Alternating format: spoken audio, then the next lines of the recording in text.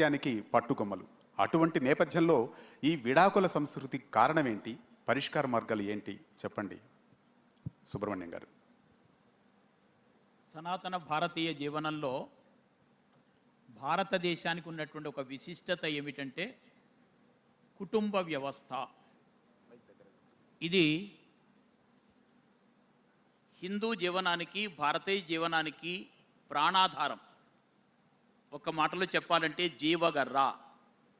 మన దేశాన్ని, మన సమాజాన్ని నిలబెడుతున్నటువంటిది ఇదే వ్యవస్థ. విడాకుల గురించి చెప్తున్నారు. సాధారణంగా మనిషి అనేటువంటి వాళ్ళు శిశువు కుటుంబంలో ప్రవేశించిన తర్వాత, తల్లి గర్భంలోంచి బయటికి వచ్చిన తర్వాత పశువులుగా తయారు కాకుండా బయటకు వెళ్ళవలసినటువంటి బాధ్యత కుటుంబానికి ఉంటుంది. శిశువు పశువుగా మారకూడదు. అలా వాళ్ళని తీర్చిదిద్దవలసిన బాధ్యత కుటుంబానిది. బయట సమాజంలోకి వచ్చిన తర్వాత మనిషి మానవోత్తముడు కావాలి. నర మృగంగా, నర పశువుగా తయారు కాకూడదు. ఆ విధంగా మనిషిని తీర్చిదిద్దేటువంటి వ్యవస్థ విద్యా విధానంలో జరగాలి. ఇటు కుటుంబ జీవనము, అటు విద్యా విధానము, ఈ రెండిటి చోట మర్చిపోకూడనటువంటి ఒక విషయం ఏంటంటే ధర్మము, సంస్కృతి అనేటువంటిది. ధర్మం అంటే చాలామంది ఇదేదో బ్రహ్మ పదార్థం అనుకుంటారు. కాదు. ధర్మం అంటే పూజా పద్ధతి కాదు, ఆరాధనా పద్ధతి కూడా కాదు. ధర్మం అంటే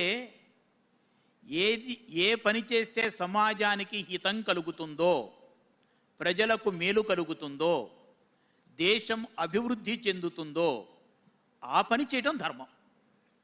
ఇది ధర్మానికి ఉన్నటువంటి ఒక విస్తృతమైన, వ్యాపృతమైనటువంటి అర్థం. ఇది ప్రజల హృదయాలలో అక్షుణ్ణంగా నిలవాలి. అందుకే ధర్మో ధారయతే ప్రజాః అన్నారు. ధర్మము ప్రజలను ధరించి ఉంటుంది. ప్రజలు ధర్మాన్ని మరిచిపోనంత వరకు సమాజానికి కీడు జరగదు, దేశానికి అభివృద్ధి జరుగుతుంది. ఇందాక రామకృష్ణ గారు చెప్పారు కదా, తెలంగాణ ప్రాంతంలో, ఒక తెలంగాణ ప్రాంతంలోనే కాదు మొత్తం యావత్ భారతదేశంలో కూడా అరాజకత్వము ప్రబలకుండా ఉండాలి అంటే ధర్మము అనేటువంటిది అత్యంత అవసరమైనటువంటిది. కాబట్టి ధర్మబద్ధమైన రాజ్యాన్ని నడపటం, ధర్మబద్ధమైనటువంటి సమాజాన్ని నిర్మాణం చేయటం ఒకవైపు ప్రభుత్వానికి ఉండవలసిన బాధ్యత, మరొక వైపు సమాజము కూడా ఈ వ్యవస్థ గురించి ఆలోచించవలసినటువంటిది. సమాజము కుటుంబం కేంద్రంగా వ్యక్తులను ధర్మబద్ధులను చేయాలి. అయితే సమాజంలో ఈ రోజున భారతదేశంలో ఒక వివాహ వ్యవస్థ అనేటువంటిది ఒక విశిష్టమైన వ్యవస్థ ఉన్నది. జార్జ్ బుష్ గారు, నేను వివరంగా చెప్పను సమయాన్ని దృష్టిలో పెట్టుకుని, అమెరికాకి అధ్యక్షుడిగా ఉన్నప్పుడు 11 ఏళ్ల బాలిక బుష్ గారికి లేఖ రాసింది. నాకు 11 సంవత్సరాల వయస్సు వచ్చింది, అమెరికా ఇంత గొప్ప దేశము, అంత గొప్ప దేశం అంటున్నారు, ఇంతవరకు నాకు నా తల్లి ఎవరో తెలియదు, తండ్రి ఎవరో తెలియదు, దయచేసి నా తల్లిని, నా తండ్రిని చూపించండి అని చెప్పి ఆమె ప్రవర్తనను కలిగి ఉన్నాను, ఏ విధమైనటువంటి ఆలోచనను కలిగి ఉన్నాను, నేను చేస్తున్న పని సత్యం, ధర్మబద్ధమా లేదా ధర్మరాహిత్యమా, ఇది మంచిదా కాదా, ఈ విధమైనటువంటి విశ్లేషణ చేసుకుంటూ తన జీవితాన్ని కొనసాగించవలసి ఉంటుంది. వివాహ వ్యవస్థ, కుటుంబ వ్యవస్థ. మార్గరెట్ థాచర్ యునైటెడ్ కింగ్డమ్కి ప్రధానమంత్రిగా ఉన్నప్పుడు ఒక భారతీయ సమాజం జరుపుకుంటున్న కార్యక్రమానికి ముఖ్య అతిథిగా విచ్చేసి భారతీయ కుటుంబ వ్యవస్థను ఆమె మెచ్చుకుంటూ, ప్రశంసించుకుంటూ, మా యునైటెడ్ కింగ్డంలో కూడా ఇలాంటి కుటుంబ వ్యవస్థను ఏర్పాటు చేసుకునేటువంటి ప్రయత్నం మేము చేస్తాము.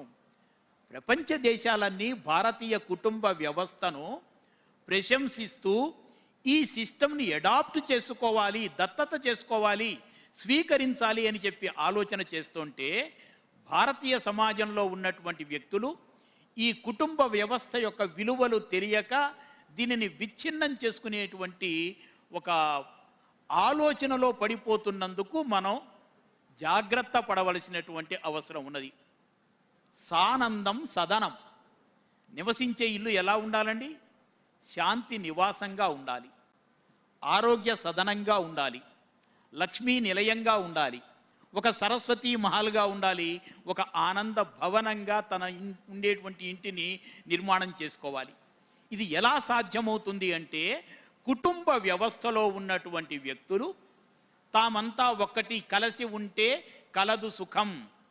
ఈ విధమైనటువంటి కాన్సెప్ట్ని, జీవన పద్ధతిని సమాజం మర్చిపోతున్నది. కుటుంబంలో విభేదాలు తల ఎత్తుతున్నాయి. రామలక్ష్మణుల కుటుంబం, దశరథుని యొక్క కుటుంబం కలిసి ఉన్నది, ఆదర్శంగా ఉన్నారు. పాండవుల యొక్క కుటుంబం కలిసి ఉన్నది, ఆదర్శంగా ఉన్నారు, ధర్మబద్ధంగా ఉన్నారు.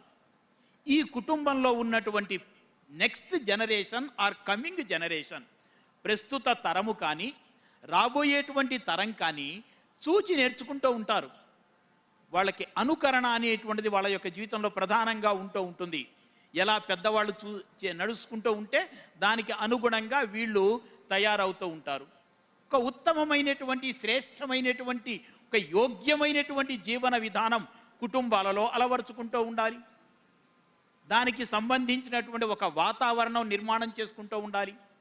కుటుంబంలో మనిషి ఆలోచనలు, వికాసము అనేది ప్రధానంగా దీని ఆధారంగానే జరుగుతాయి. కుటుంబంలో తల్లిదండ్రులు ఇచ్చేటువంటి సంస్కారము, కుటుంబంలో ఇతర సభ్యులు ఇచ్చేటువంటి సంస్కారం, మానవ సంబంధాలు, హ్యూమన్ రిలేషన్. ఈ రోజున భారతీయ సమాజము ఏ మానవతా సంబంధాలకు పెట్టింది పేరుగా ప్రపంచంలో ప్రసిద్ధి పొందిందో, ఈ రోజున మానవ సంబంధాలన్నీ కూడా బలహీనమైపోతున్నాయి. ఈ ప్రమాదం నుంచి సమాజాన్ని రక్షించుకోవలసినటువంటి బాధ్యత కూడా కుటుంబ వ్యవస్థకు ఉంటుంది. వివాహాల విషయంలో ఒక వధువు యొక్క ఇచ్ఛకు అనుగుణంగా, ఒక వరుని యొక్క ఇచ్ఛకు అనుగుణంగా వివాహాలు జరుగుతూ ఉంటాయి, చేస్తూ ఉంటారు. కానీ వివాహ వ్యవస్థ చాలా పవిత్రమైనటువంటిది. భార్యను గురించి చెప్తూ సహధర్మచారిణి అని చెప్తారు. ధర్మమునందు కలిసి చెరించేటువంటిది. కష్టమైన, సుఖమైన, దుఃఖమైన, విషాదమైన, ఆనందమైన అన్నీ కూడా పంచుకుంటూ ఉంటారు. ధర్మేచ అర్థేచ కామేచ నాతి చరామి నాతి చరితవ్య. ఇది మన భారతీయ వివాహ వ్యవస్థలో కాగితాల మీద సంతకాలు ఉండవు. అనేక మంది సమక్షంలో వాళ్ళిద్దరూ తీసుకునేటువంటి ఒకానొక ప్రతిజ్ఞ, ఒకానొక దీక్ష. కానీ ఈ రోజున ఏమవుతోంది? ఈ విలువను మర్చిపోతున్నారు, ఈ సంస్కారాన్ని మర్చిపోతున్నారు. ఈ రోజున వ్యక్తిగతమైనటువంటి అహంకారమో, ఇది కొంత తొందరపాటుతనాన్ని కలిగి ఉన్నటువంటి కారణంగా దుష్పరిణామాలు కలుగుతూ ఉన్నాయి. ఒకప్పుడు ఉమ్మడి వ్యవస్థ అనేది దీన్ని కంట్రోల్ చేస్తూ ఉన్న సందర్భాలు ఉన్నాయి. అటువంటిది మరి ఉమ్మడి వ్యవస్థ సాధ్యమా అన్నది సుబ్రహ్మణ్యం గారు చెప్పండి. ఉమ్మడి కుటుంబాల కారణంగానే మనుషులలో సంస్కారాలు పెరుగుతూ ఉండేవి. దాంతోపాటు కష్టం వచ్చినా, సుఖం వచ్చినా, ఆనందమైన, విషాదమైన పంచుకోవడానికి మనుషులు ఉంటూ ఉండేటువంటి వారు. పెదనాన్న, పెద్దమ్మ, చిన్నాన్న, చిన్నమ్మ, లేకపోతే పెదనాన్న కొడుకు, తల్లి, అన్న, తమ్ముడు, ఈ విధమైనటువంటి మానవ సంబంధాలలో మనుషులు తమ హావభావాలని, సుఖ దుఃఖ అనుభూతిని పంచుకునేటువంటి ఒక విశాలమైనటువంటి కుటుంబ వ్యవస్థ ఉండేది. ఈ రోజున అది లేదు. అన్నీ కూడా కుటుంబ వ్యవస్థ దూరమైపోతూ వస్తున్నది. అయితే ప్రస్తుత పరిస్థితులకు అనుగుణంగా యుగానుకూల పరివర్తన, కాలానుగుణమైన మార్పు సమాజంలో రావాలి. పూర్వం 30 మంది కలిసి ఒక్క కుటుంబంలో నివసించేవారు. ఇప్పుడు ప్రాక్టికల్గా, ప్రత్యక్షంగా అది సాధ్యం కాకపోతే సవాళ్ళు, అది ఒక పెద్ద సవాలు. అది ప్రత్యక్షంగా సాధ్యం కాదు. అందరూ ఒకే సమయానికి ఆఫీస్కి వెళ్ళాలి, లేకపోతే వర్క్ ఫ్రమ్ హోమ్ ఇచ్చినప్పుడు అందరూ ల్యాప్టాప్ ఓపెన్ చేస్తారు, సర్వర్ పనిచేస్తుంది, పని చేయకపోతుంది, వైఫై పనిచేస్తుంది, పని చేయకపోతుంది. కాబట్టి ఏంటంటే కుటుంబాలు జీవించడానికి అనుగుణంగా వేరువేరుగా ఉన్నప్పటికీ కూడా, వేరువేరు కుటుంబాలైనా వేరువేరు మనస్సులు కాకుండా ఉండాలి. ఇది ఈ రోజున ఉమ్మడి కుటుంబ వ్యవస్థలో మనం ఆలోచించవలసినటువంటిది. అవును, ఒక పర్వదినం మీరు చెప్పింది కరెక్టే. ఉమ్మడి కుటుంబ వ్యవస్థ సాధ్యం కాకపోయినా అంటే ఉమ్మడి ఇంటికి మనస్తత్వం ఉమ్మడి ఉమ్మడి కలిగి మనస్తత్వం అనేటువంటిది ఉండాలి. కలిగి ఏ ఉండాలి. విషయం వచ్చినప్పటికీ కూడా ఒకరితో ఒకరు పంచుకుని సలహా తీసుకుని అవును. సూచన తీసుకుని ఏది ఉపయోగకరమైనటువంటిదో ఆ నిర్ణయాన్ని తీసుకోగలిగేటువంటి వ్యవస్థ ఉండేది. ఉండాలి. అంటే కుటుంబ పెద్ద దూరంగా ఉన్నా కూడా వారిని పర్యవేక్షిస్తూ సలహాలు సూచనలు ఇస్తూ ఈ యొక్క కుటుంబ పరిరక్షణకు వారు తోడ్పడాలి. దోహదపడుతూ ఆ విధంగా కూడా మనం ఉమ్మడి కుటుంబ వ్యవస్థని మనం ఇప్పుడు కొనసాగించుకోవచ్చు, అంటే పరోక్షంగా కొనసాగించుకోవచ్చు అని మీరు సూచిస్తూ ఉన్నారు. చాలా సంతోషం సుబ్రహ్మణ్యం గారు. మనం ఈరోజు చాలా చక్కటి విడాకుల వ్యవస్థ విడాకులు కూడా పెరిగిపోతున్న కారణం ఏంటంటే ఈ రోజున జుడిషియల్లోకి వెళ్ళినప్పుడు చాలా మంది ఎక్కువగా ఏ కేసులు ఉన్నాయంటే సివిల్ కేసులు కాదు, క్రిమినల్ కేసుల కంటే కూడా ఎక్కువ ఉన్నటువంటివి ఏంటంటే విడాకుల కేసులు. కారణం ఏమిటి? ఇంగ్లీష్లో ఒక పదం చెప్తారు, ఇండివిడ్యువాలిటీ అనే ఒక పదాన్ని చెప్పి ఆ వ్యక్తిగతము అనేటువంటి చెప్తూ ఉంటారు. సో అలాంటివన్నీ మనం అలాంటివన్నీ ఏ విధంగానైనా సరే సమసిపోవాలని మనం ఆశిద్దాం.